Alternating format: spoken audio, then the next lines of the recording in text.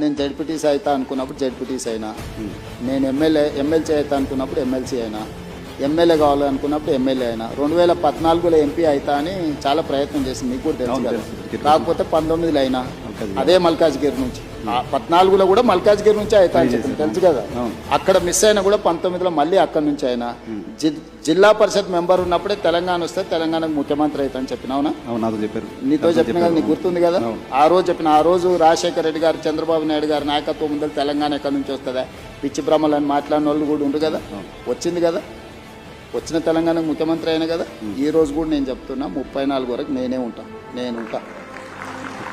Confidence sir, నేను ఈ రోజు నీ ముందర చెప్పిపోతున్నావు, నువ్వు దాచిపెట్టుకో.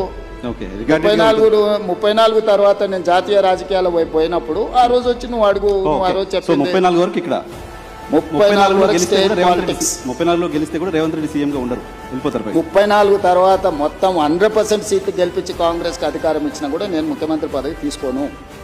నేను తర్వాతి తరానికి బదిలీ. చాలా పెద్ద స్టేట్మెంట్ ఇస్తున్నారు సార్. పెద్ద స్టేట్మెంట్ నీకు చెప్తున్నా, అందుకే నీకు చెప్పాలని నీకు చెప్తున్నా.